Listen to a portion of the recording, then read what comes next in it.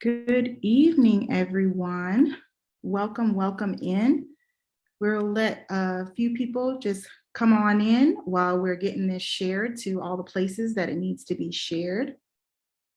Shout out to K-Man Radio for sharing our event. Thank you for that. And we'll get started here in just one moment.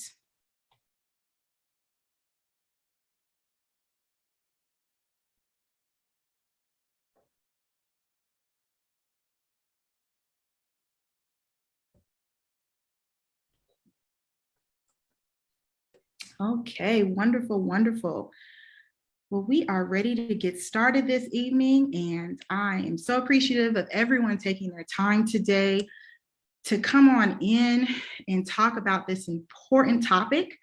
My name is Sheila Ellis Glasper, and I'm the founder and president of the Black Entrepreneurs of the Flint Hills. We are a 501c3 nonprofit organization, and our purpose is to empower, equip, and engage Black business owners in the Flint Hills with resources to build stronger and more effective businesses. And I'm joined this evening by Jermaine Glasper, who is our co-founder of Black Entrepreneurs of the Flint Hills, as well as one of our board members.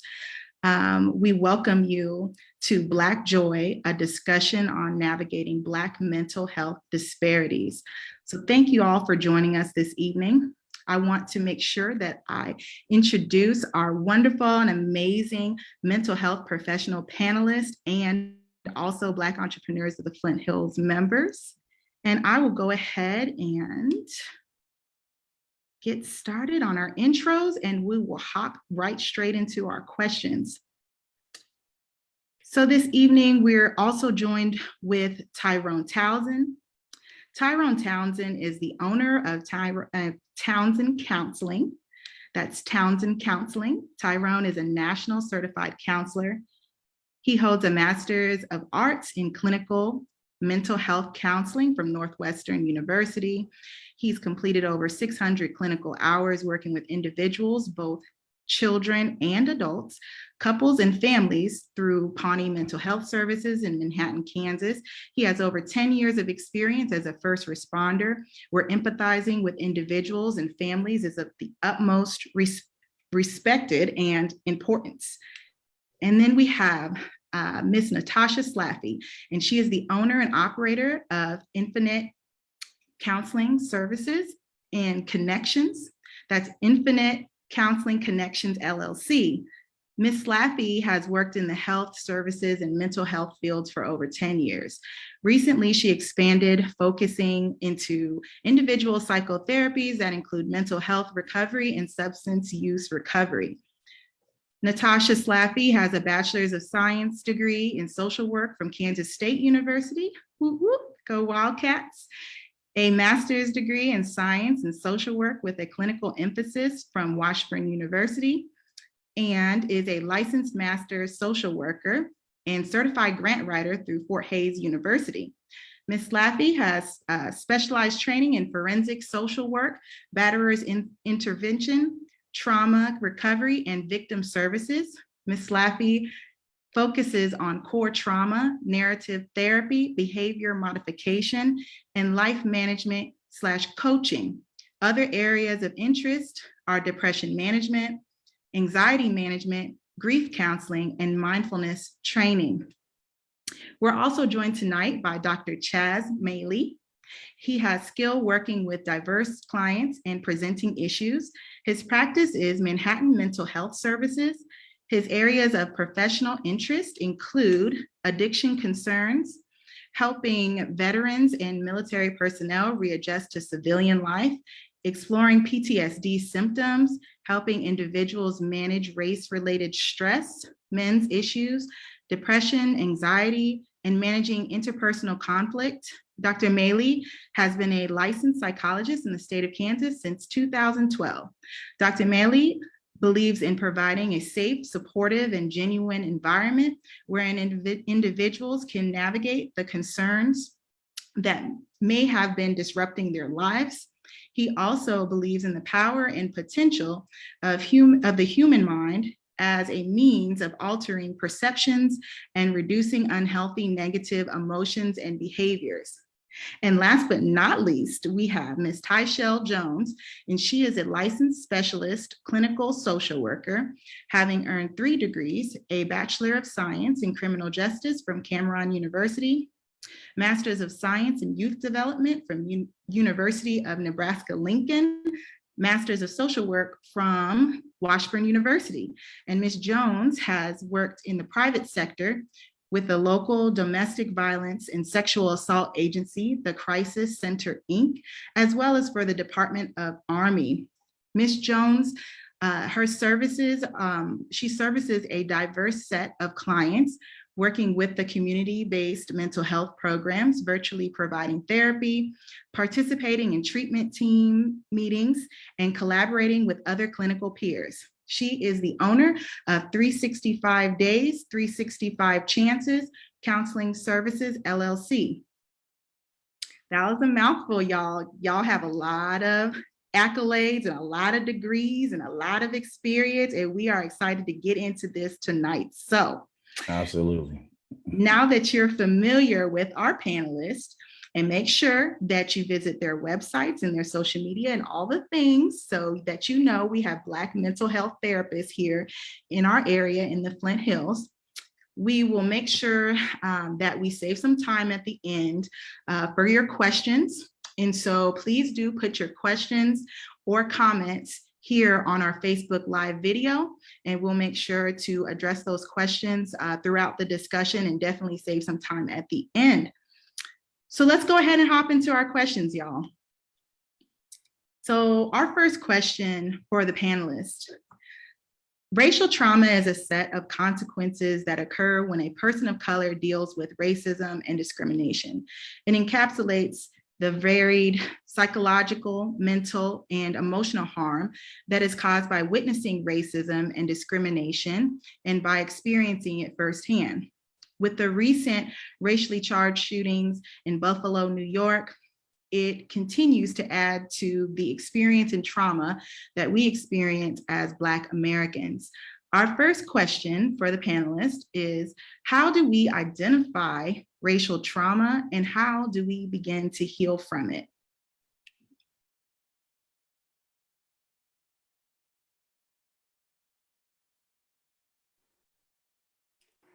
Okay, so I'll go first. And so I think most importantly, when it comes to racial trauma, we do have to, like you said, identify and recognize that it's present. And for me, when I'm working with that population, when we see impairment of functioning, like emotional well-being, physical well-being, mental well-being, then that's an indicator that, you know, their overall functioning is impaired. And significant areas are affected, like home life, school, if they're in school, work, just kind of their common role that they play on a day-to-day basis. And so trying to help clients understand that there is a reason, you know, that they are having the challenges that they are having. Yeah, I think to sort of, add to that, you'll see what you'll typically see with other forms of trauma, poor sleep, difficulty concentrating, you might have some paranoia or numbness. One thing that when I was, thinking about this question, I was thinking about Jordan Davis. And, because there have been so many young Black men that have been killed, it's sometimes hard to keep track. But he was with his friends in Florida. They were listening to music when a person opened fire on them because the music was too loud. And I remember that case really stuck with me just because I was thinking of all the times that I was with my friends and we were listening to loud music. And for a long period of time, I had trouble sleeping. I couldn't concentrate. I just kept seeing images of Jordan and his face. And so I think it does start to impact, sort of like your day-to-day experiences. I remember I would be outside at my own house, but trying to think about ways of making myself look less threatening because it's like, oh, what if some person thinks I don't belong there and then takes a pot shot at me? And so it's something that is never that far from your consciousness, I would say. And then you really do start to pay attention to like your environment, your surroundings, and sometimes just don't feel particularly safe. But yeah, I agree. Healing from that trauma is a lot of self-care, validating that your experiences are real. you have gone through it. You maybe have the vicarious trauma that is, also very real. And then just being very patient, because recovering, is a process and it does take time. And I think having spaces like this, working with someone that looks like you, can help along the way. So I'll stop there because I could go on for a long time. That's good, Dr. Chaz. I think, when you look at the vicarious part, especially with all that's going on right now, I mean, the mass shootings, in the past week, it's been crazy, not just in Buffalo, New York, which that one was racially charged, but, also in Texas. And, all that compounds for us as Black people, as business owners, as parents, as well. So definitely, I appreciate that vicarious part, and for people to understand that that's really a real piece of it. Anyone else want to chime in on that particular question about racial trauma and how we can identify it? I'd like to just add that racial trauma looks different for everyone. Right? Everyone experiences it differently. And sometimes you may not be aware that you're also experiencing the trauma while in it. So that's another piece that we really start to identify, especially in clinical spaces, that you are going through something. And I believe that Dr. Chaz said, it's a big part of just knowing that, this space is real. And I want to say Dr. Teichel is, this thing is happening, and that you are experiencing it. And from there, do you want to heal from this space? That's a big deal. Sometimes we don't understand that healing comes along with fear, and fear is a motivator and a hinderer. So I just wanted to add that, we got to really understand that it looks different for everyone, and we can't put one sticker over it and say, this is what it is, right? It's just a multitude of things. Thank you, Natasha. I was going to add to, it's like you stole my answer. That's what happens when you go fourth, right?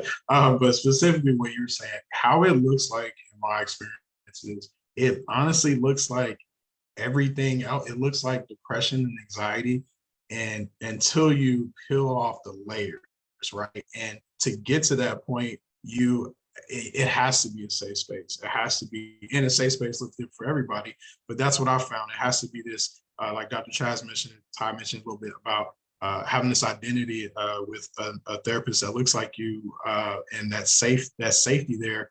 And then eventually, once we pull back the layers, we see, oh man, this is racially charged. This is different factors that are affecting people based off of their race. And the safe space comes from not being afraid that no one's going to believe you. So eventually, you get to that point where you're finally like, you can see the wow on their faces. Well, like, you believe me. I'm like, yeah. And it's powerful. So definitely with what you all added there. Wonderful. Thank you all for that. We'll dig a little bit deeper, tonight into racial trauma and how that affects us in the following questions. And so I wanted to share some stats that are relevant to our conversation. And so every year, more than 40 million Americans struggle with mental illness. Depression and other mental illnesses can be deadly if left untreated, and suicide is the third leading cause of death among African Americans ages 15 to 24 years old. Untreated mental illness can also make African American men more vulnerable to substance abuse, homelessness, incarceration, and homicide. Black men who are experiencing anxiety and depression every day are almost half as likely to seek mental health care than white men are. And when Black men do seek help and would prefer a same race mental health provider, it can be difficult to find Black therapists and psychologists. And in fact, only 4% of the doctoral level psychology workforce is Black. And I have I'm gonna read a statement and then a question. With that being said, culturally responsive therapy is not the easiest to find, and we are thankful for the work each of you do and every single day. As a Black mental health professional, what do you think are some of the barriers that prevent members of Black communities from seeking out mental health treatment?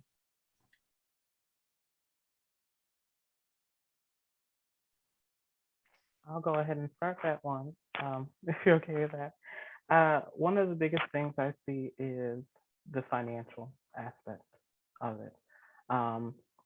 There is a need and there may be a want, but then there is a concern that financially they're not going to be able to afford it.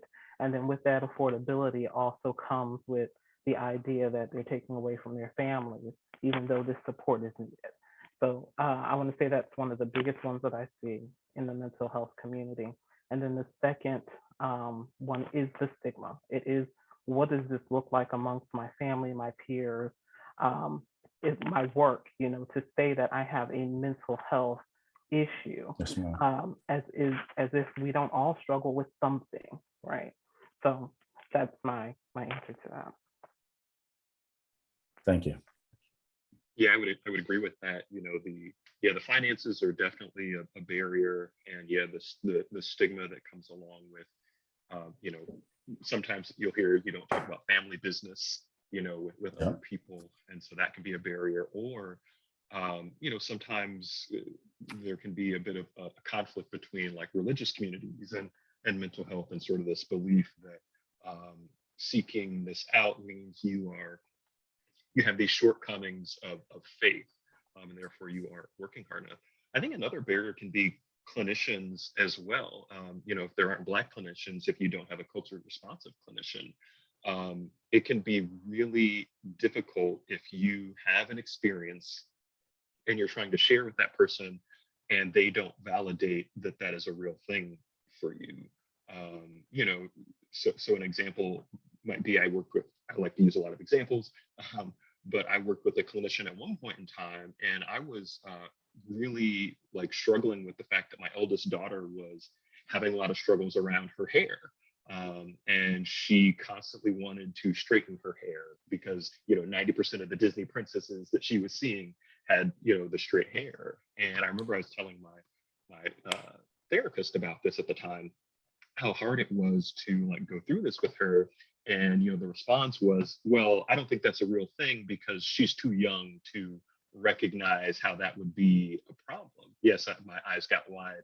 And I remember I shut down in that moment. And I think because I was a bit older and I'd been a clinician for a while, I was comfortable eventually going back to that person and talking to them about how, one, they, really invalidated my experience, and that like, two, like that really hurt my trust in them. But if you're like new to the experience of therapy and you have a clinician that like from the jump, says like the thing that you're experiencing isn't real, or, they try to all lives matter you, right? Like you might suddenly be in this position where you don't necessarily feel comfortable. And then you may not feel comfortable like going back and working with other clinicians. And you might tell other people like, no, this didn't work for me because of, these reasons.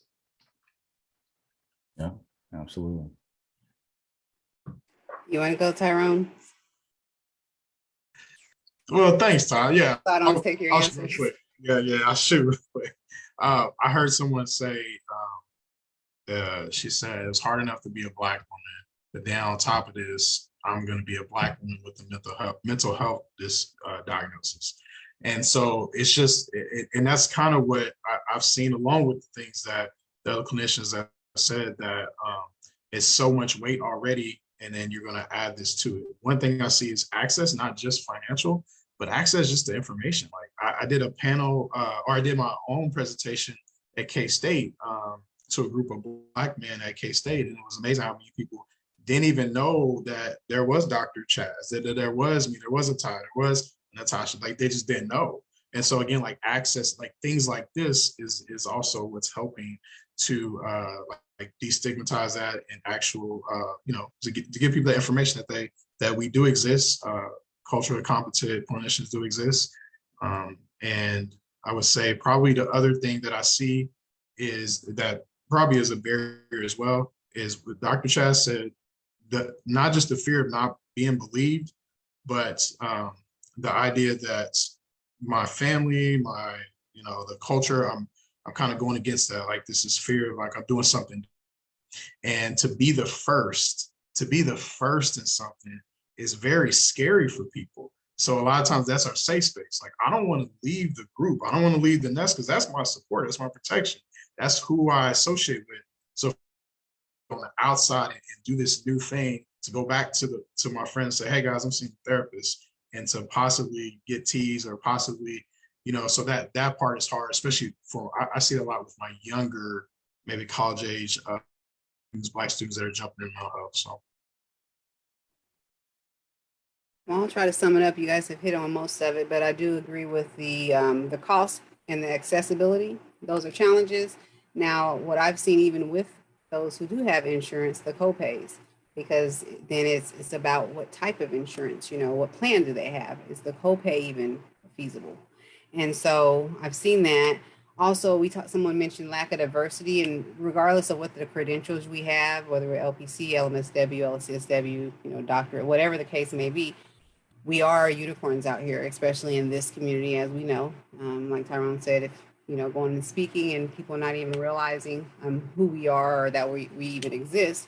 And so with that, he mentioned safe space. It is hard to find a safe space. It's hard to go and talk to someone that doesn't look like you and expect them to understand the lens that you're looking through.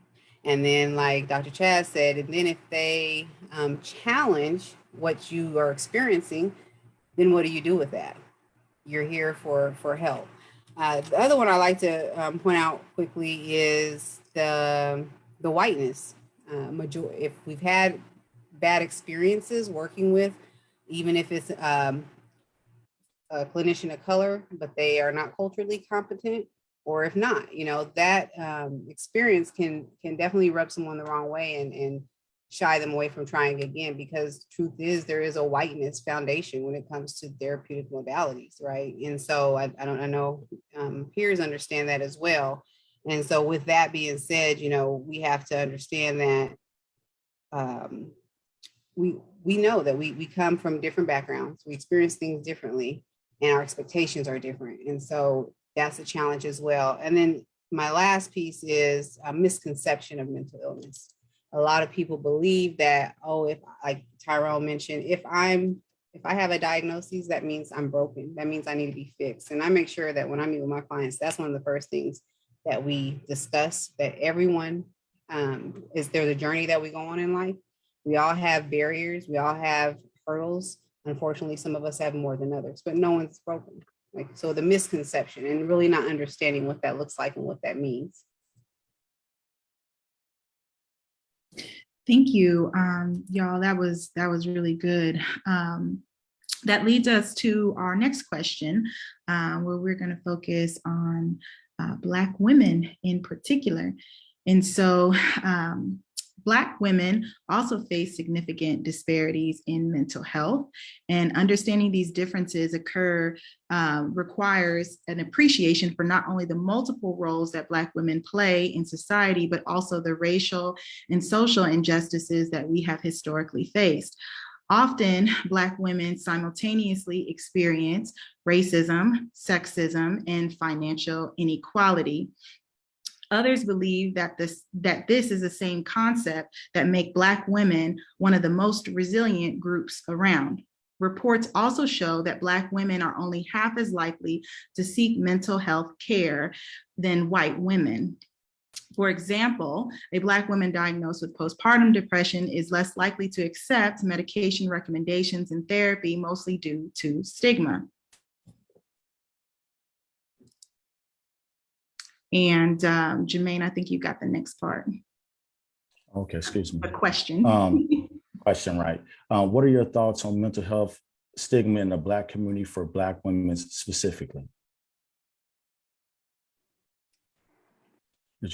I'll try not to take it out from you. So it really does mirror what we kind of just talked about, the Black community in regards to cost, accessibility. There is a big difference though. As a Black woman, we deal with daily degradation and stress, and we have 2 strikes against us already. And that's, being a woman and being Black. And so that alone is enough to, like Tyrone said, like, I can't deal with this and this. And if I have to access the system, is this going to be used against me? You know, if I have to sign releases of information, what is my therapist going to provide to DCF, St. Francis, if I'm already involved with the courts? What does that look like? You know, am I setting myself up for failure? Resiliency, I heard that being mentioned. So, you know, as Black women, we've been equipped from the beginning, and that's just what it's been, to maintain and keep going, keep pushing.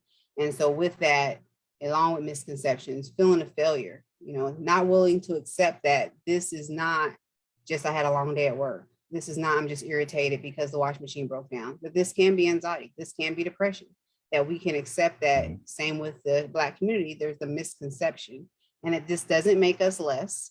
We're not weak. And, you know, the most, I'll just do my last and hand it over. The most disrespected person in America is the Black woman. We're the most unprotected person in America, and we're also the most neglected person in America, but we're also the most resilient. And so there's a lot of reasons as a Black woman, even without having the knowledge, where I could see where I wouldn't reach out, because what goes on in this house stays in this house. We don't want people in our business. And, you know, this is my responsibility to maintain. So yes, I would like to definitely add to that. It's of course a space that hits home, right? Being a Black woman in the community. And as you said, you know, it's a misconception. So I think one of the biggest things that we lack is advocacy and visibility as Black women. I used to work in the hospital, and you know, I'm going to give a small example that, you know, Black women go in and they may have some pain, but they're less likely to get pain medication and the same treatment as others that are not Black, and often labeled, you know, drug abusers, drug seeking behavior. If they're saying, you know, my pain is at a 10, and, you know, they're not being treated the same. With that, of course, we have a history of our bodies being abused and misused and misrepresented in so many ways within our community to for various reasons. But it's a big space when we talk about the stigma, as women carry so much on their backs, on whether they're mothers and sisters and, you know, cousins, and their role in society. And if they break down, who's there to protect all of these other spaces? Who's there to protect my children? Who's there to protect my spouse, or, you know, whoever that may be?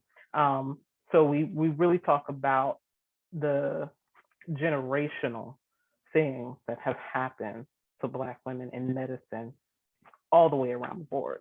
And then we talk about that, pushing it into a space of, oh, well, you need mental health support, right? Especially when it comes to medication. Medication is one of the biggest ones where if I don't want to do anything that's going to alter my mind, right? I don't want to do anything that's going to put me in a space where you think less of me or change me. And then that's another issue, right? That's another label. So I wanted to add that. And if I could really quickly add on here, there is a part that I did not bring up, was the fact of, I know somebody mentioned spirituality, but, you know, being, if you are the rock, the foundation, and, you know, going and believing am I lacking in faith if I choose to seek a safe space with someone else to speak with, you know? And so that was one thing that I found also working with individuals, but also with an example, you know, you might have a misdiagnosis. So you have a white woman who is having a bad day, and she may throw the chair at work. She may, you know, yell and scream or curse at work. But for her, she's having a bad day, and she's probably some compassion. She's passionate. She's passionate behind the work she does. That's why she's, you know, those are the responses. Those are the reactions. And then you have a Black woman who may be experiencing the exact same thing. And then in the eye of those who see from a different lens, we're automatically the angry Black woman, the Medea figure, you know, like we can't have emotions, we can't have feelings. And when we do, then they get to define what that means. And so that misdiagnosis piece is big as well. Yeah, Thank you thank you, for Natasha. Thank you for that, Thank you for that, Tyshell. And I'm reading some of the comments coming through, and I love what I'm seeing. That's the truth. Right. Preach. A lot of truth in there. And then also Miss Teresa Parks is here with Black Lives Matter movement Manhattan. And she mentioned a lot of us are raised to pray about it, talking about Black women specifically. Does anyone want to comment on that piece? I know we can't get too deep into that because that's like a whole different panel discussion for a different day, but does anyone want to address kind of, Black spirituality and how it kind of affects the mental health piece of everything? I'll give you an example. My father-in-law, he's a pastor. And so one thing that he said is when COVID came out, he said, I believe in Jesus and I have faith, but I'm not also going to go stand in front of a racing semi, right? And so just kind of putting things in context. And I believe that, if we have a spiritual being, then we realize that we also have wisdom. Wisdom allows us to use resources, and resources are us as mental health providers. No different than a doctor. If you looked at your friend and if you went over to your friend and said, hey, my bone's sticking out my foot, what should I do? They're going to say, go to the hospital. But the common man doesn't understand mental health. So with that being said, we are chosen. We're helpers, we're healers. And what will happen is you'll go up to someone and say, hey, I'm crying. I can't sleep. What's wrong with you? Oh, you must be crazy. Or you need to check yourself in. So it's not for everyone, but you use us as resources, use your wisdom that your spirituality provides you. Yeah, thank you, Tyshell and Natasha. This question is a two-part question. We are in our third 3 years of this global pandemic, and we continue to be in a hostile racial climate. Please share a tip of self-care or promoting well-being during these times. And how are you maintaining your self-care and well-being as well?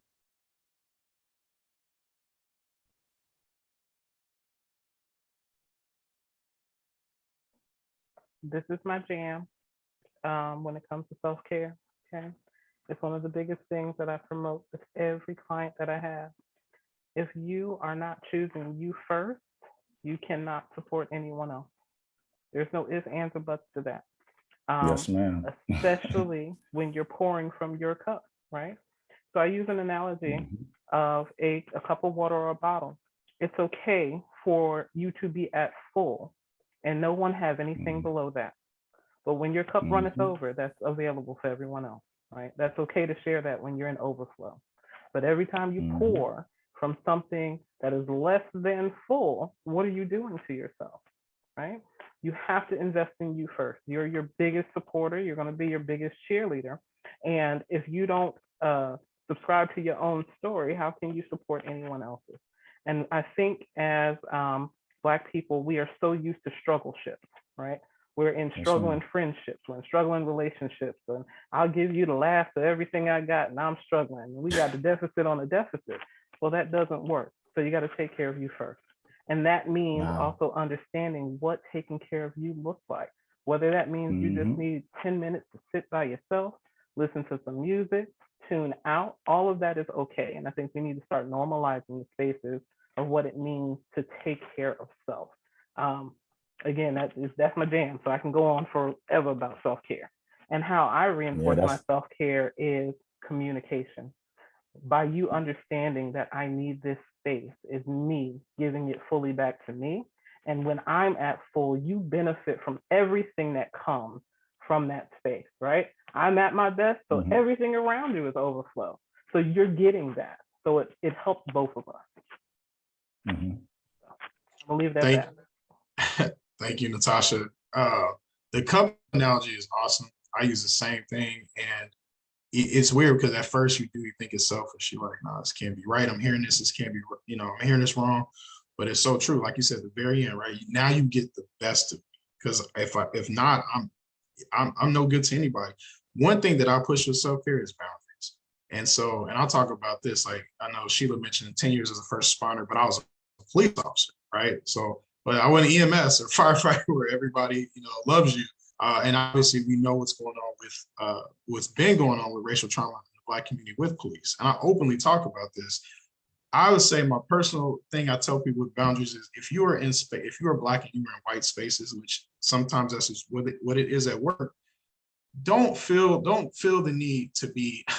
Sometimes we get this like we have to represent all of us. We got to answer all the questions. We got to, if there's something happens, what happened, Jermaine? Why don't you explain it to us?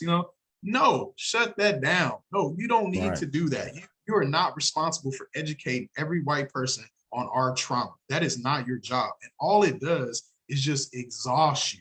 It just like takes it out. At first, it's little by little. It's just a little bit of cookie. I've done it because I've been there. All right. I was a police officer, 4 Black officers and 120 sworn officers. So you're talking about, and I'm not saying it was bad, just people, maybe they were just curious. They were asking questions. How can I help? How can I be an ally? Or what's going on here? What's going on there? But it gets so exhausting. And you talk about self-care, Natasha, it just tears away from it because you're sitting here like, man, I got to be responsible for all this information. And it hurts to even hear it. It hurts to talk about it. I don't want to talk about it. It hurts to just see it. And then maybe they're not validating anyway.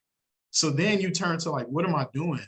Like I'm trying to do my best to help people and it gets hard. Pass it along, have your boundaries. It's okay to educate people, but know your limits, right? Take care of yourself. You know what I mean? And if it's causing you so much stress and turmoil, you need to really understand your boundaries and set those limits and stay with them. So. Absolutely. All right, I'll jump in real quick, Dr. Chaz. So kind of piggybacking what we've already heard, I always promote, finding a genuine support group. That's important. You have to be very careful about the company you keep. And, you have to understand the difference between a cheerleader and a hater. And you have to make sure that you are willing, like he said, to set those boundaries so that you can create a safe space for yourself and a climate for you that you can work through. And then seek things that pleasure you. That goes along with self-care, not trying to do things for everyone else. We all have different roles in life, a lot of different roles, right? But you also have to be able to please yourself, bring that, invest back into yourself, develop a hobby. And my biggest thing that I share with my clients is to learn how to identify emotions. It's very important to know exactly what the emotion is that you're feeling. We're taught emotions from yay high, right? I'm happy, I'm mad, I'm sad. But we really have to understand what that looks like and what those feelings are. And so if we can identify what the feeling that we really are having is, then that'll allow us to accept it. And once we can accept it, we can understand it. And then once we understand it, we can process it. Because if I'm saying that I'm mad, but really I feel disappointed, I probably really am sad. And so now I'm reacting from a core feeling versus my surface feeling. And so that's something that's important. As far as me, I use my resources, I use my wisdom and resources. I encourage everyone, if you don't have one, no matter what field you are in, to find a mentor.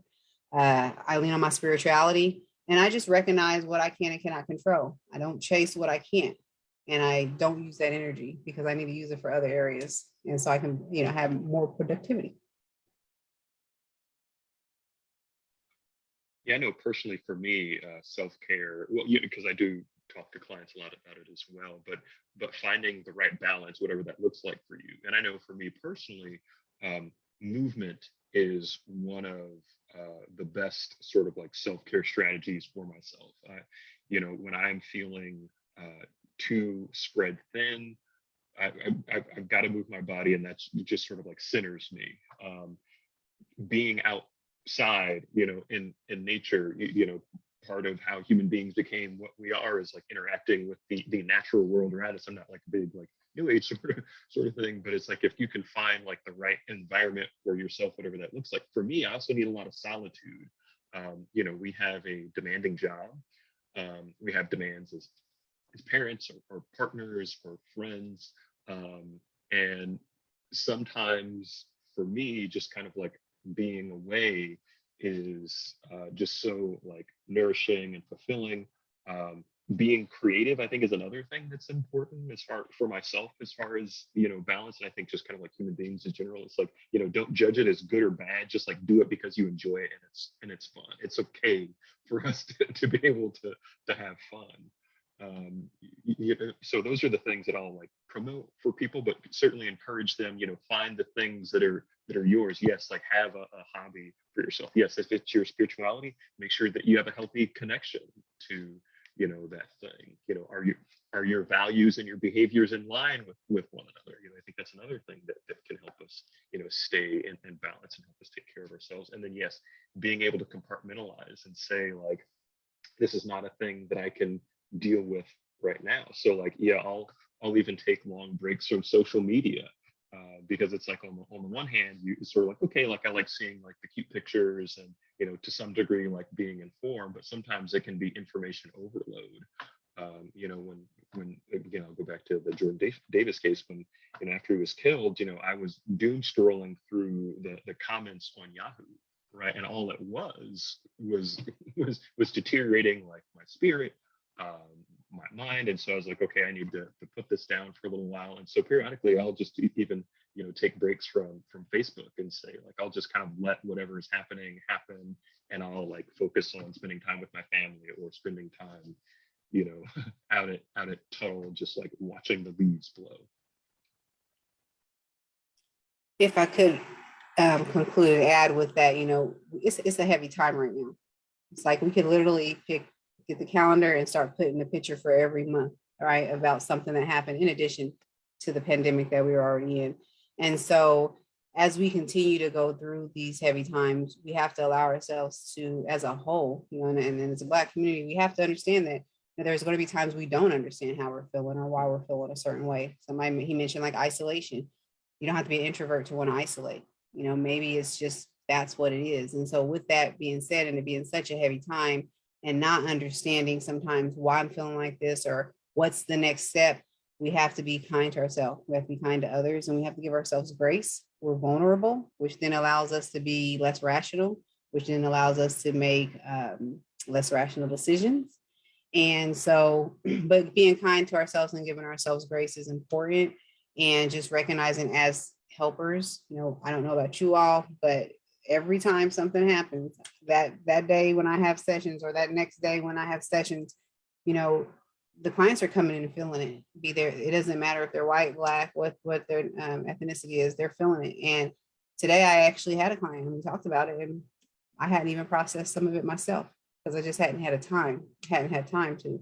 And it was because I did some avoidance and suppression because I was trying to push it away for right now because I'm still dealing with some other stuff, right? And so I just think my biggest request to everyone is just give yourself grace. Be kind to yourself and others. That's really Yeah, thank good. you. Y'all are getting a lot of good tips here, self-care tips. I just want to remind everyone to don't forget to add your questions into the comments because we will be taking those questions. And also don't forget to share this video. Share this with people, share it on your Facebook, share it with your friends, Yeah. Because we can all benefit from this information. And I wanted to call attention to a comment that came in as well from Teresa Parks. She was talking about boundaries are so important. And I know we touched a little bit on boundaries. I think we got a couple minutes here. I'd love to hear, because I know we could have a whole session on boundaries, but I would love to hear like your top tip. If any one of you have, which I'm sure you do, tip, like one tip about boundaries and like what, if you was to give that one tip, what would that be when it comes to boundaries? I feel like we're hearing it more and more. I remember, maybe more recently in the past couple of years, I started hearing people talk about boundaries, but it was never a thing that I really heard as a common, thing that people talked about. So yeah, we'd love to hear your one tip about boundaries. My one tip is lack of boundaries. Basically, when you don't have boundaries, you're telling someone how they can treat you. You're accepting what you get. Wow. Yeah. My one tip is normalizing no. No is a complete sentence. There's no comma or but after it. It's a period.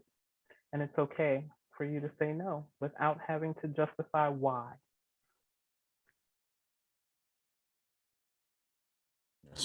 Yeah. We did have a question in the Facebook chat about where can we get all their information at, if you want to answer that, Sheila. Yeah, I'll definitely, we'll come back and put their information in the comments. That's a great shameless plug for Black entrepreneurs of the Flint Hills. We have a Black business directory. If you visit blackflinthills.com, you'll see all of our businesses. It's over 80 Black owned businesses in the Flint Hills, and we continue to grow. And all of our panelists here do have their own page on the directory where you can go to their Facebook page. You can find their contact information, their website, etc., to get in contact with them as well. But we'll make sure that we put those comments, we put all of their information in the comments so that you can connect with them as well. Does anyone else have any want to share that one boundary tip before we move on to the next question?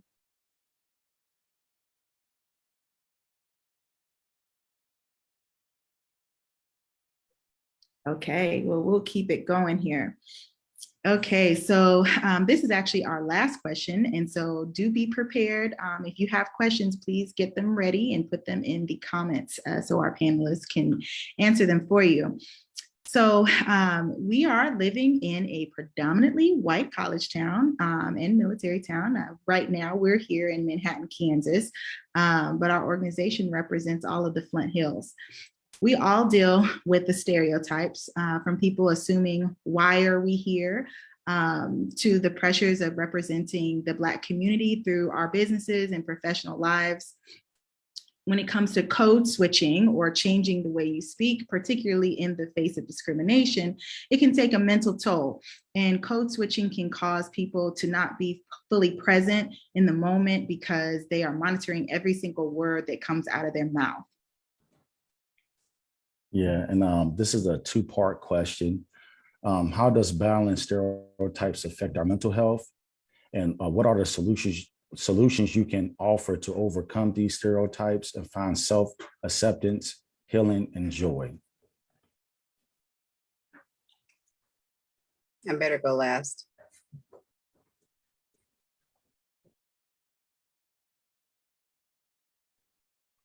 Well, I think, sorry. Okay, you can go. I think some of the stereotypes, it's a lot to ask of like one person because those are very much like systemic things. But so I'm going to offer something that, like, depending upon your situation, may or may not be helpful. But I think sort of like what Tyrone was saying is just sort of acknowledging people. It's like, hey, I can't represent like an entire like population. It's like, yes, we have a shared cultural experience, but there's so much variation. Like, I can't speak to like everything, and so just sort of like informing people that that's not your place, your job. I think, again, and some may be in more precarious situations than others. Be authentically you and don't worry too much about what the perception is going to be, because then there's just something that's so freeing about that, because it's like, okay, like I don't have to like attenuate who I am any longer because I think this person's going to have a reaction to me. It's like, well, they'll depending on who they are, they may not accept you anyway, so like what does it matter if you just sort of like operate in this space as you're going to be. Now, there may be some situations where that isn't quite as viable. Like, I'm speaking from a person that's like in business for myself. And so like, I kind of like am my own boss and I don't have to like answer to people and things like that. So, again, that may not be, the best thing for everyone. But I think someone else had mentioned before, like, find groups that you can be a part of where you don't feel like you have to like always be on, and you can be yourself and you can get that support, because then that helps you like fill your cup, and then you can deal with maybe some of the more challenging aspects that this life has to offer.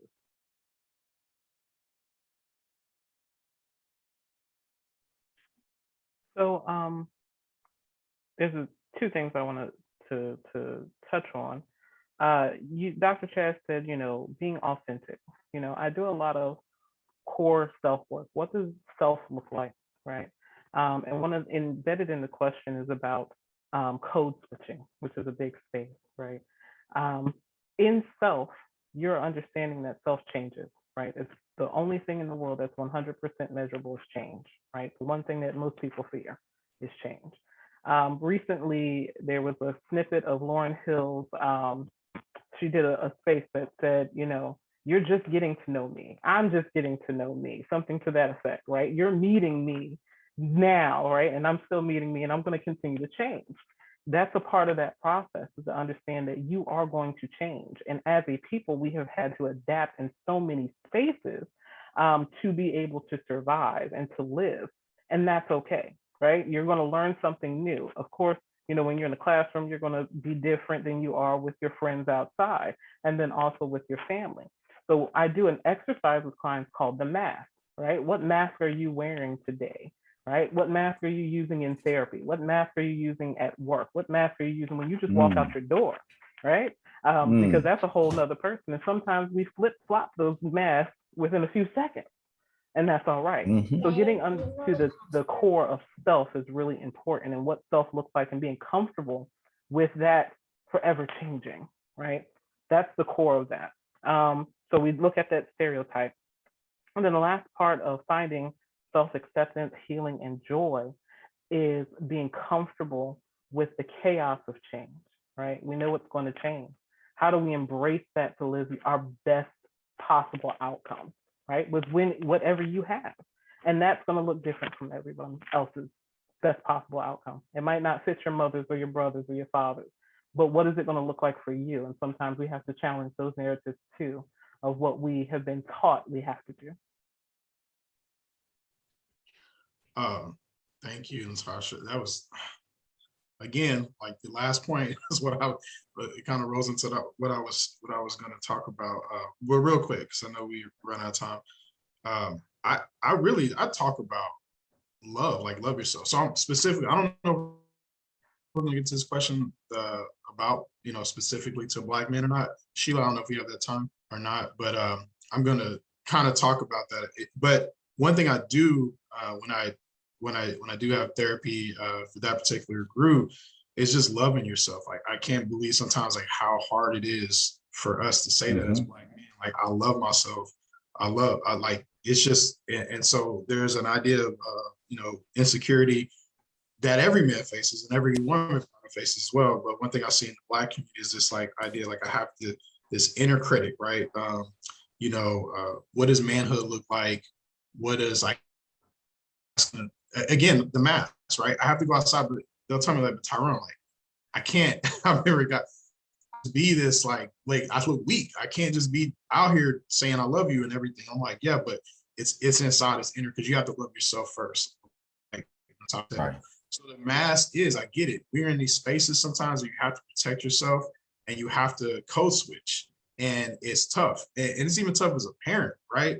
I talked about this in a piece I wrote a while back, a couple years ago, when George Floyd was killed, about just my son and the idea like I'm raising a Black son. And it's tough because on one end, I want to tell him, hey, just put your hoodie on and your headphones and just go into that store and just be the authentic you. But at the same time, I'm like, well, I probably need to prep him for some reality.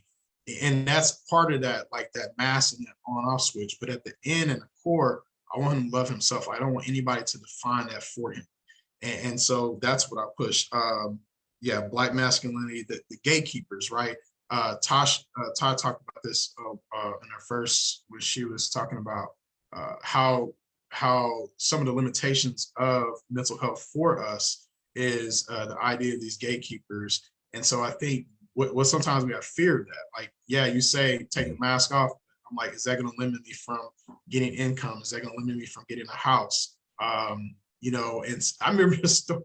I mean, I'm not taking a little time, but it was a Black woman who she couldn't even get a mortgage because I think the real estate agent went to her house and saw pictures of her and her Black husband. So they had to switch it up, put a white family in there, and then the increase, it went up $50,000-$60,000. And so it's just one of those things where sometimes you face reality of what's going on, and that's tough. And you're like, okay, I know I need to be myself. I know I need to be my authentic self, but it's difficult. So I love what you do, Natasha, how you do that mass activity, because I think it actually gets us to look at the inner critic and our inner core and love ourselves. I think everybody touched on it, basically self-acceptance and just being mindful. Wisdom will take you a long way, and you don't have to be uncomfortable. This isn't new to us, as a Black community, this isn't new to us. I think we've now kind of more so accepted that we are entitled, and we've allowed to be, we're voiced that a little bit more. So it's not new to us. We just have to use the wisdom and use these skills that we are already equipped with, which are coping skills. They look different for everyone, and we just need to learn how to use those and apply those. As far as code switching, I don't do well at that. I feel like I'm not responsible for people's perception of me. Everything is earned, nothing was given. So at that point, whether it be a white peer and they didn't like a response or something I posted on my page, and so now I may not get a referral, I provide a service, someone will come.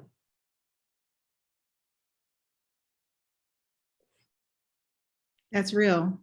That's Yeah. real. I love that, especially, for us as Black entrepreneurs and business owners, there is a fear of that sometimes. How is this going to affect my referrals? Like you said, and I know I remember a time when I first started my marketing agency, that's how I felt until obviously I got over that and was able to say, I want people to value my company, because the fact that we are a Black owned company, the fact that we are diverse, our team is diverse, and we have a different perspective, that's valuable. And I want my clients to value that. And if they don't, because it's something that I posted that has to do with my identity, that has to do with me being Black, then so be it. I don't want to work with them anyway. So, for me, it took a while for me to get to that point, and I'm just happy that, that came up.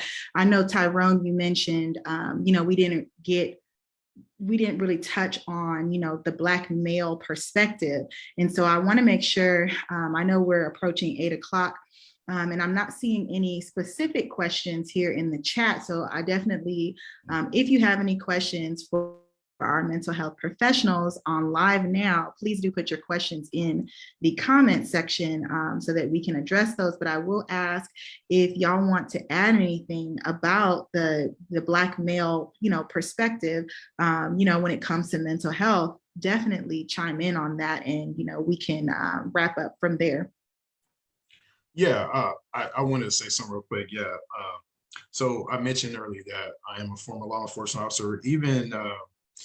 Even dealing with that, the system, right, and knowing how that works, and then coming and being a mental health clinician, it does wonders, because you realize just how much everybody has to go through and how much you can help. One thing I see is, or try to preach, is you are more than that.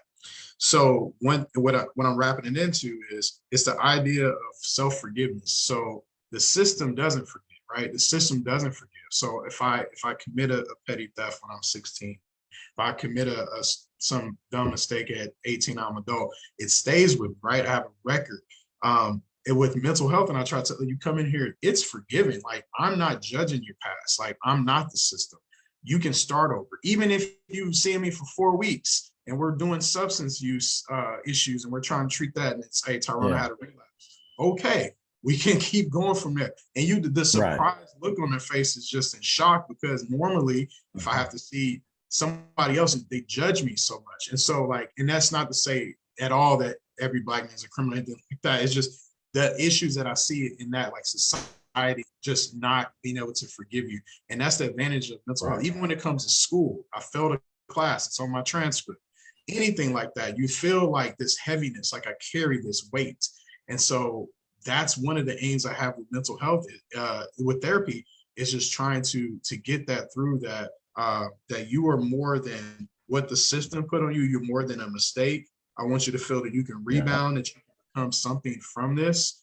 And I'm here with you, and every step of the way. So that's what I wanted to really stress, and that's kind of what I talk about with a lot of my Black male clients.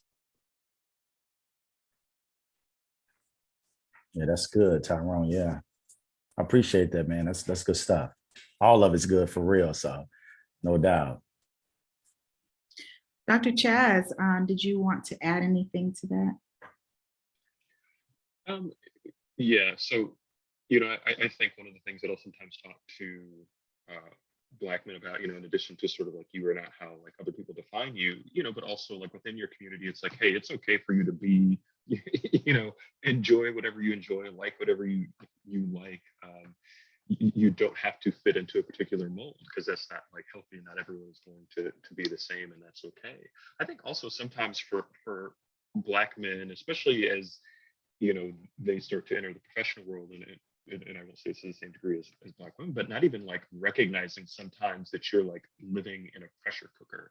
And Right. when you start to see, the system like shutting down, and again, sort of like feeling like, okay, like as a husband or a father or whatever, like I should be able to like carry this burden. And because of this, again, there's some sort of like failing on the part, and it's like, no, like you're legitimately in a system that at times are individuals that don't necessarily have your best interest in mind. And I think just sort of like validating that experience and validating, that one is living or operating, in a pressure cooker at times. And I think just sort of like that relief that comes with it's like, okay, like yes, this is something that's real to me, because it's also important because like of how much it impacts our health. We have some of the worst health outcomes, as far as like blood pressure, diabetes, in this country. And I do think a lot of it is related to this, pressure that we're sort of like constantly Yeah. under. And I think sometimes just not even recognizing that pressure is there. Mhm.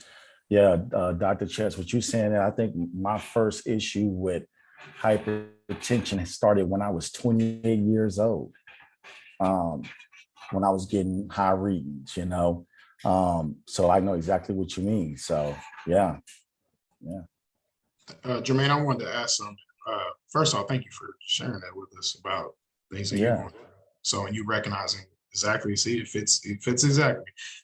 Just Dr. Mhm. Shedd talking about. One thing that I wanted to talk about, so just real quick, is with my Black men is this idea of like they need to fit into this gender role. Like this is like almost like a racist gender role strain. The idea Mhm.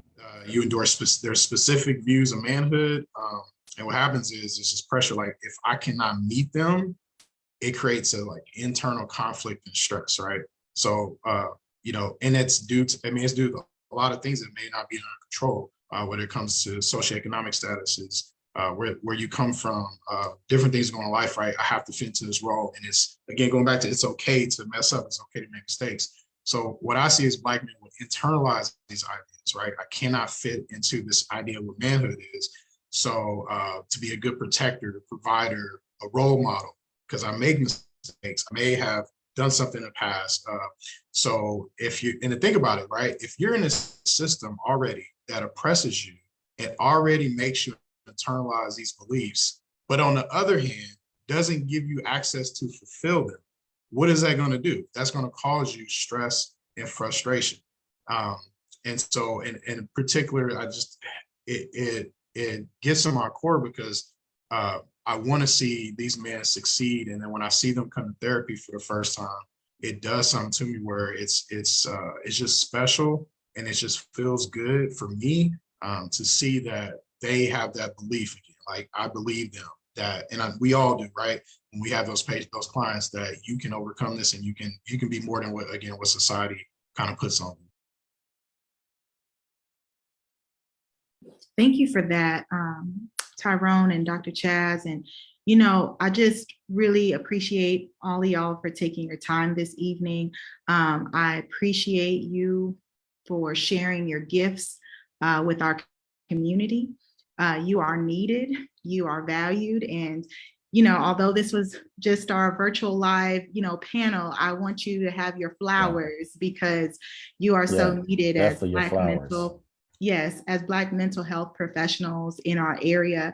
It's very important for us to have representation, and we are so blessed to have you all in our community, each one of you on this panel and in the businesses you represent today.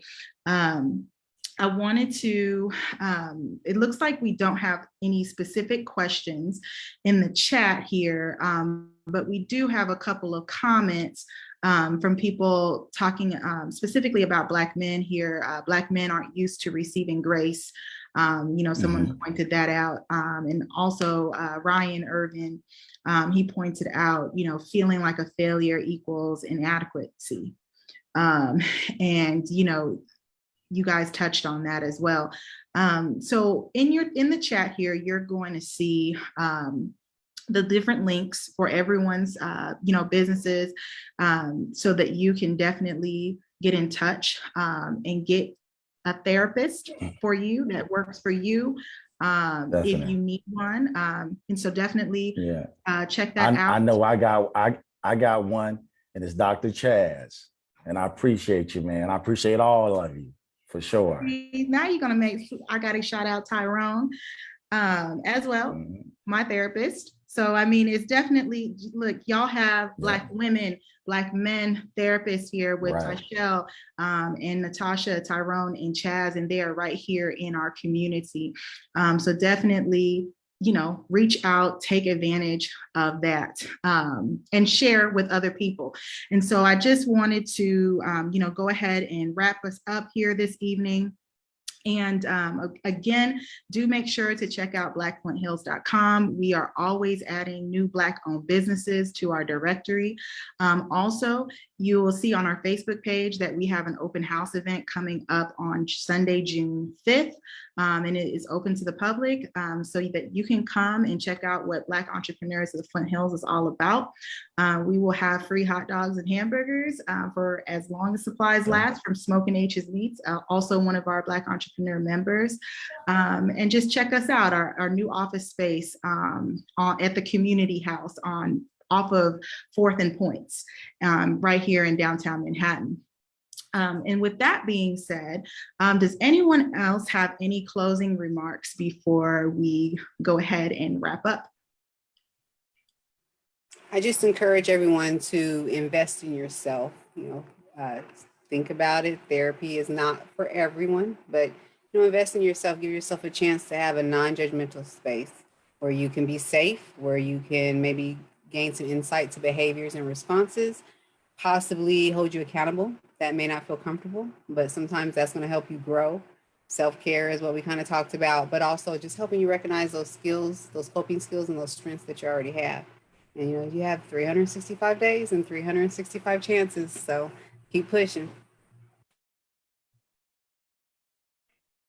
So I'd like to add that embarking on finding a therapist is like being on medication, right? You might have to try a couple of them before you get the right dose for you, and that's okay, right? So we all offer something different. You might not mesh with one of us, but you will mesh with someone that is willing to support you, and you will have a great relationship. So don't give up on yourself, because again, you are your most important person, right, in your life. So subscribe to your own story. And that's what we're doing. We're talking about it, we're living it. And if you do want to change, you just got to do the work. And it's okay to get support too. I'm gonna leave the last one to Dr. Chaz. It is my message is it's okay to heal, and it's okay to be in these vulnerable, safe space and positions. Again, like Natasha said, if it fits for you, and like Ty said, it may not be for everybody, but find you something that fits in the safe space, and it's okay to heal. It's strong, it's not weak, and hopefully, you find that. So. Well, I just want to say thank you for this opportunity to talk and getting to, speak with all you professionals. And, this is really important work that we do. And these are really important conversations that we're having. And yeah, we could have had like a several day conference just about like Black mental health. And so I hope that you'll see we're just sort of like scratching the surface, and that this is an opportunity to go deeper and have some of those more meaningful conversations and figure out how to help yourself, sort of like grow from these experiences. And so I'm just appreciative of being able to like listen to all you brilliant people and be with you all this evening. Wonderful. Thank you all. I have to definitely give a shout out to Jermaine. This was his idea, his baby, and we've been talking about doing a Black mental health panel for a long time now. And so I'm just happy that we were able to bring it to fruition. And Dr. Chaz, you're absolutely right. You know, who knows what the future holds? You know, hopefully maybe we can do some more of these in the future and get us all together. I wanted to make sure that I leave the business names of each person represented here before we hop off. And we have Tyrone Townsend with Townsend Counseling, as well as we have Natasha Slaffy, and she is with Infinite Counseling Connections. We have Dr. Chaz Maley with Manhattan Mental Health Services. And last but not least, we have Tyshell Jones with 365 Days, 365 Chances Counseling Services. And so definitely find the links here, check them out, share it. Thank you all for participating and being willing to share your wisdom and these nuggets this evening. I feel like we got some healing just by talking this evening. Absolutely. And so everyone have a wonderful, blessed evening and good night.